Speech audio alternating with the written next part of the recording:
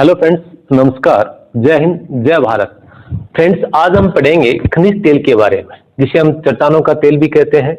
और ये चट्टानों का तेल, खनिज तेल जो सेडिमेंट्री चट्टान होते हैं उनके मध्य पाया जाता है।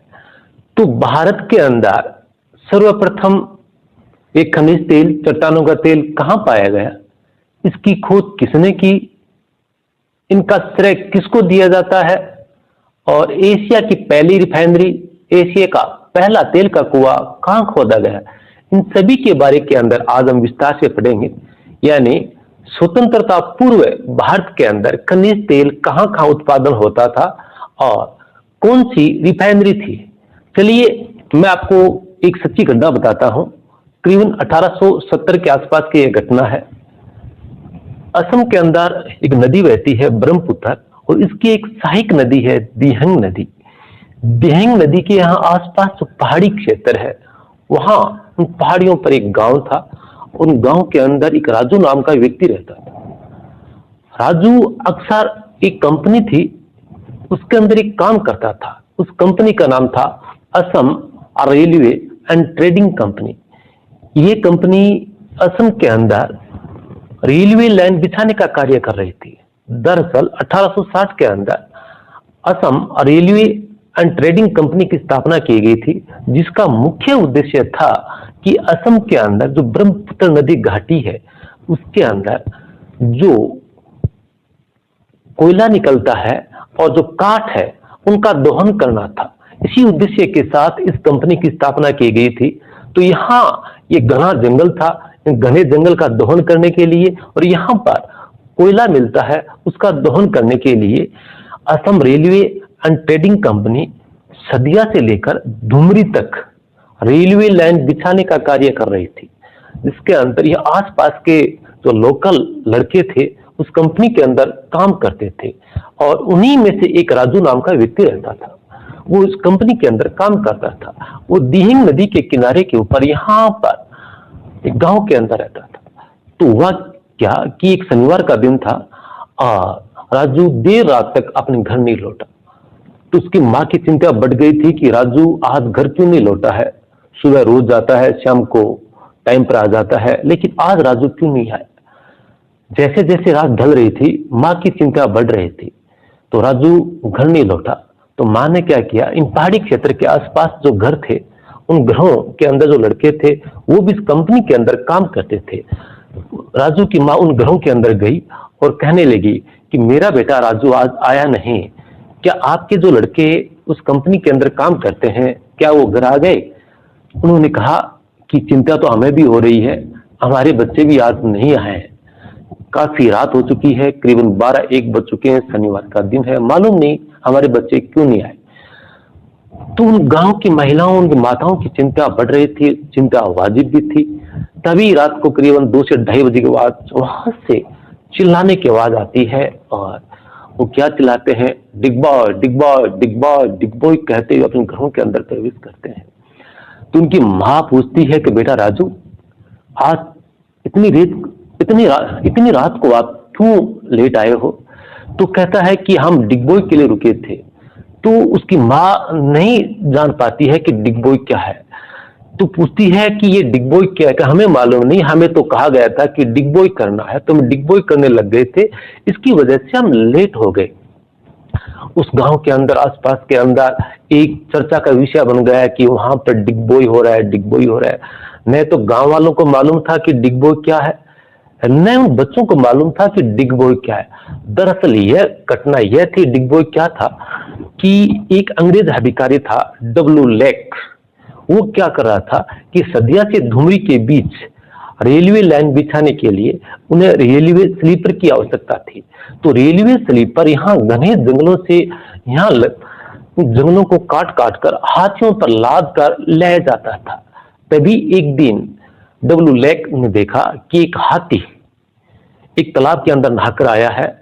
उसके शरीर पर, उसके पैरों पर जो पानी है उसके अंदर चिकनाहट है, और उसके अंदर एक विशेष स्मेल आ रही है, पेट्रोलियम की स्मेल आ रही है उस पानी के अंदर।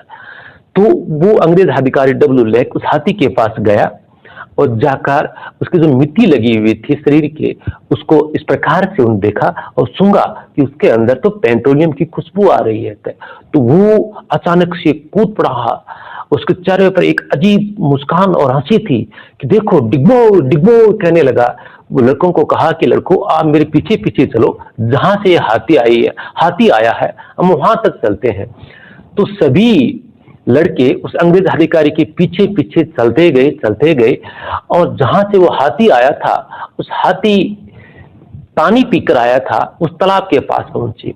वो हाथी दिहंग नदी के किनारे पर, जो वर्तमान के अंदर जो डिगबोई है, वहां पर एक नाला बहता था। वो नाला दिहंग नदी के अंदर गिरता था। उसी नाले के पास एक तालाब था जिसके अंदर कीचड़ और पानी भरा हुआ था। वो हाथी उसी तालाब के अंदर पानी पीकर आया था। तो उसने वहां पर तालाब के अंदर जाकर देखा कि तालाब के अंदर जो पानी था उसकी सरफेस पर तेल है, वो तैर रहा है। तो उसने देखा कि यह तेल तो पेट्रोलियम है, खनिज तेल है, चट्टानों का तेल है। तो बच्चों को आवाज लगाई कि बच्चों डिगबोई डिगबोई। तो वो बच्चे उस अंग्रेज अधिकारी की बात को इंग्लिश के अंदर नहीं समझते थे डिगबोई क्या है। तो ट्रांसलेट करने के लिए वहां पर एक लोकल बंदा भी था। तो वहां के स्थानीय लड़कों को कहा कि यहाँ पर तालाब के किनारे पर आपको गड्ढा खोदना है। तो खोदने को क्या कहते हैं? डिग कहते हैं। बोई मान लड़के, यानी उन्होंने बताया कि यह अंग्रेज अधिकारी आपको यह कह रहा है कि लड़कों आप यहाँ मिलकर एक गड्ढा खोदिए। तो लड़कों ने मिलकर वहां पर क्या करना शुरू कर दिया? गड्ढा खोदना शुरू कर दिया और गड्ढे खोदते गए। और जो अंग्रेज अधिकारी बार बार उनको मोटिवेट करने के लिए चिल्ला रहा था, मोटिवेट कर रहा था कि डिग बॉय डिग बॉय डिग बॉय। तो बच्चे साथ साथ के अंदर गाने गाने लग गए डिग बॉय, और साथ के अंदर उस तालाब के किनारे पर खड्डा खोदने लग गए और वहां पर तेल का कुआं, जो कुआं होता है, वो खोदने लग गए। और इसी प्रकार उनको पहला दिन था, तो पहला दिन के अंदर खोदने खुशी भी थी। तो उसी खुशी के बारे में देर रात तक उन्होंने, उन बच्चों ने, उन लड़कों ने कार्य किया था, जिनकी वजह से राजू देर रात तक घर पहुंचा था। और आसपास के गांव के अंदर एक माहौल बन गया कि वहां पर डिगबोई हो रहा है, क्योंकि वो लोग ये अंग्रेजी का वर्ड था डिगबोई, नहीं जानते थे कि डिगबोई है क्या। उन्होंने अपने घर वालों को बताया कि वहां पर हम एक खड्डा खोद रहे हैं, कुआं खोद रहे हैं, और हमारा जो अफसर है, अंग्रेज अधिकारी है, वो हमें उसको डिगबोई कह रहा है। तो उसका नाम धीरे धीरे धीरे क्या पड़ गया? डिगबोई पड़ गया। इस प्रकार से हिंदुस्तान का जो पहला तेल का जो कुआं है, उसका नाम क्या था? डिगबोई। धीरे धीरे डिगबोई का नाम किसमें तब्दील हो गया? डिगबोई के अंदर तब्दील हो गया।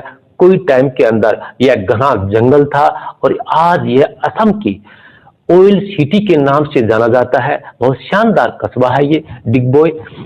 इस प्रकार से भारत का पहला तेल का कुआं कौन सा है? डिगबोई। और ये किस नदी के किनारे पर है? ब्रह्मपुत्र नदी घाटी के अंदर ये स्थित है। लेकिन ब्रह्मपुत्र नदी की सहायक नदी है दिहंग नदी, उसके किनारे पर ये स्थित है। तो देखिए डिगबोई, हालांकि 1880-82 के आसपास उस कुएं का खोद दिया गया था, लेकिन उसका दोहन, यहाँ पर परिवहन सुविधा का अभाव होने की वजह से उसका दोहन 1890 के अंदर प्रारंभ हुआ था। उसके पश्चात 1899 के अंदर एक कंपनी बनी, असम तेल कंपनी की स्थापना हुई। उसके पश्चात 1912 के अंदर ब्रह्मा तेल कंपनी की स्थापना हुई।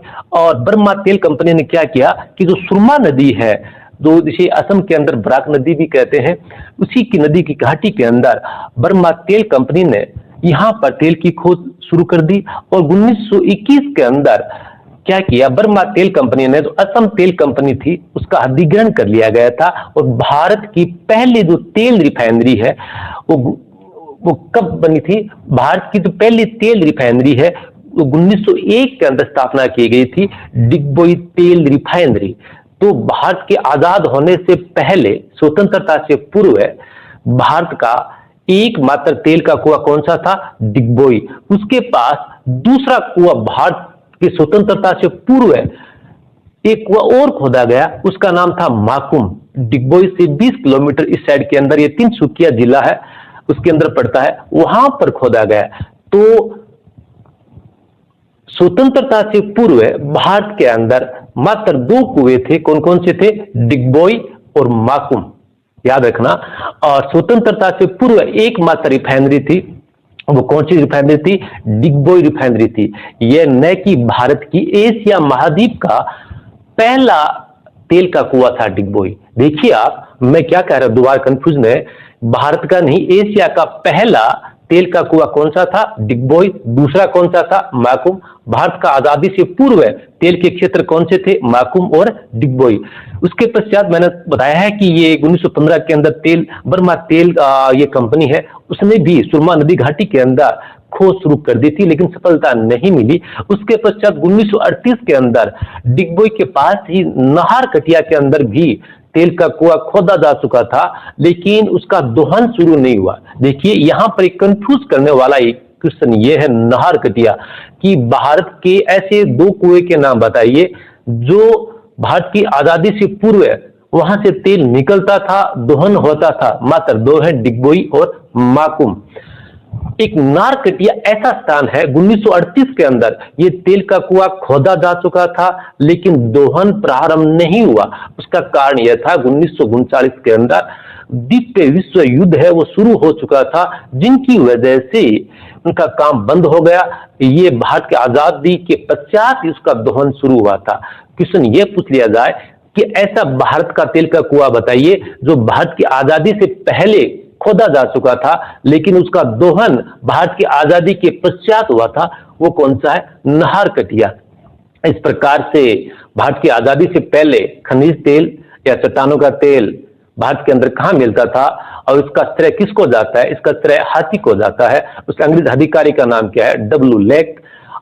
फ्रेंड्स, यदि आपको ये टॉपिक हमारा अच्छा लगा है तो चैनल आपका है, सब्सक्राइब कीजिए, लाइक कीजिए। कल हम पढ़ेंगे पुनः भारत की आजादी के पश्चात भारत के अंदर तेल की खोज कहां कहां हुई और वर्तमान के अंदर तेल के क्षेत्र कौन कौन से हैं। धन्यवाद।